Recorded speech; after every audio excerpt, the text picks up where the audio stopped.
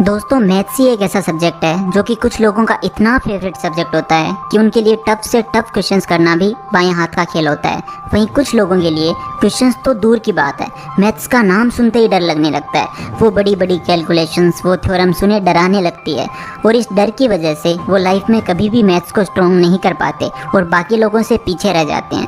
जो लोग मैथ्स में अच्छा स्कोर करते हैं वो लोग मैथ्स को इंटरेस्ट के साथ पढ़ते हैं, लेकिन कुछ लोगों को मैथ्स में इंटरेस्ट आ नहीं पाता। तो अगर आपको भी मैथ्स से डर लगता है या मैथ्स में इंटरेस्ट नहीं है तो इस वीडियो को पूरा देखना। ये वीडियो आपके लिए बहुत स्पेशल होने वाली है। इस वीडियो में आपको मैं वो टिप्स बताऊंगा जिनको इम्प्लीमेंट करके आप मैथ्स में जीरो से हीरो बन जाओगे और इस बार आपकी सफलता की गारंटी मैं खुद लेता हूँ। तो दोस्तों मेरा नाम है मिस्टर प्रोटोन और आज हम बनाएंगे मैथ्स को आपका फेवरेट सब्जेक्ट। तो इन 5 टिप्स के साथ लेट्स बिगिन।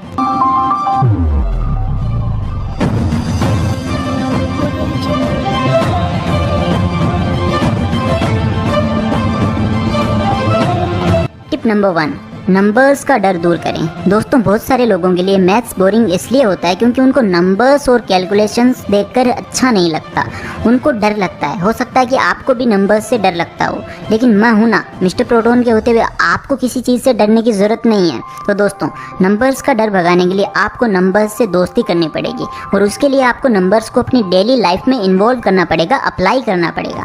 जैसे मान लो कि आप सब्जी लेने गए और आपको पता चला कि प्याज है वो 40 रुपये किलो है, तो अब आपके मन में कैलकुलेशन चलनी चाहिए कि 2 किलो के कितने रुपए होंगे, 2.25 किलो के कितने रुपए होंगे या 700 ग्राम के कितने होंगे। छोटी मोटी कैलकुलेशंस के लिए कैलकुलेटर का उपयोग करना छोड़ दो और अपने दिमाग में करो।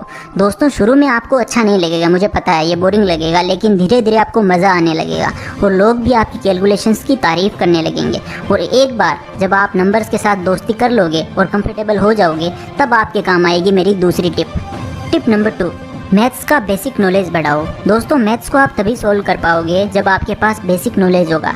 बेसिक से मेरा मतलब है जोड़, बाकी, गुणा, भाग, पहाड़े, फैक्टर्स, एलसीएम, एचसीएफ एक्सेट्रा।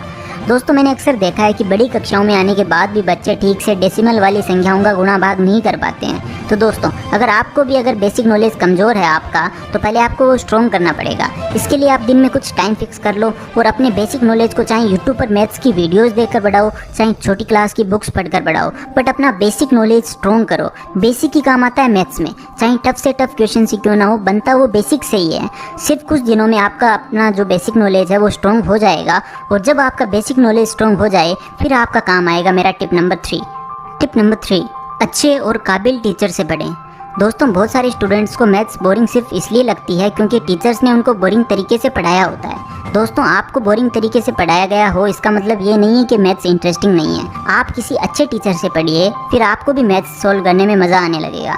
अगर आपको लगता है कि आपके पास कोई काबिल टीचर नहीं है तो कोई नहीं, आप ऑनलाइन भी पढ़ सकते हैं, जैसे कि क्यू मैथ एक ऐसा ऑनलाइन प्लेटफॉर्म है जहाँ पर मैथ्स की ऑनलाइन क्लासेस प्रोवाइड की जाती है। लेकिन ये बाकी ऑनलाइन क्लासेस से बिल्कुल अलग है।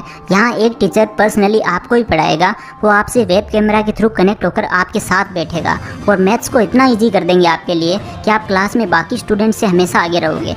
यहाँ आप अपने टीचर से हर डाउट क्लियर कर सकते हो। जब तक आपका कॉन्सेप्ट क्लियर नहीं होगा वो सर नेक्स्ट चैप्टर नहीं पढ़ाएंगे और मैथ्स में 100 आउट ऑफ 100 स्कोर करवाने में आपका पूरा साथ देंगे।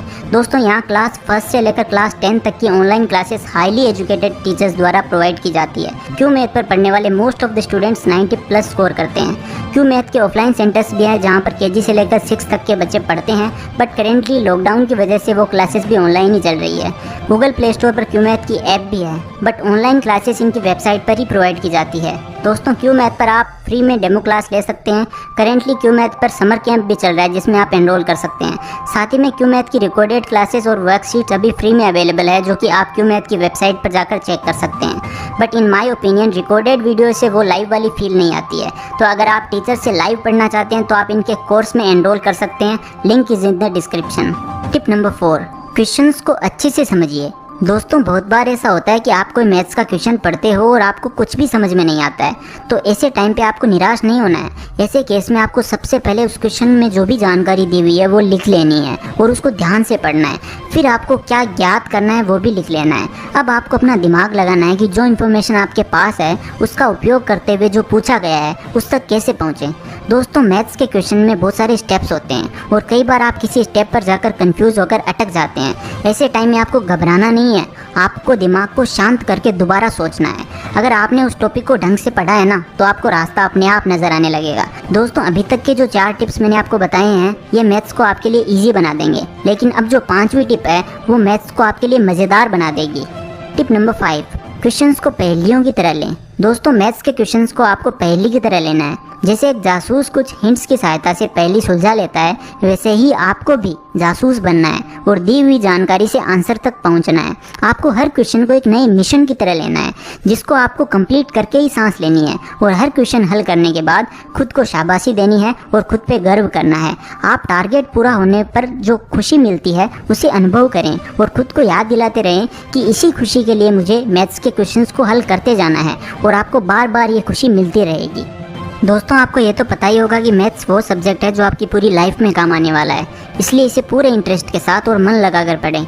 अगर मेरी बताई गई इन टिप्स को आप फॉलो करेंगे ना तो मैथ्स से आपको प्यार हो जाएगा और फिर मैथ्स आपके लिए इंटरेस्टिंग बन जाएगा। दोस्तों सब आपके नज़रिए पर डिपेंड करता है। अगर आप किसी सब्जेक्ट को बोरिंग मान ही लोगे तो वो सब्जेक्ट चाहे कितना भी इंटरेस्टिंग क्यों ना हो, आपके लिए वो सब्जेक्ट बोरिंग ही रहेगा। और अगर आप किसी सब्जेक्ट को इजी मान लोगे तो दुनिया के लिए चाहे वो सब्जेक्ट कितना भी टफ क्यों ना हो, आपके लिए वो इजी बन जाएगा। सब आपके ऊपर है, आपको क्या मानना है, बोरिंग या easy? Let me know in the comments. Take care, love you all.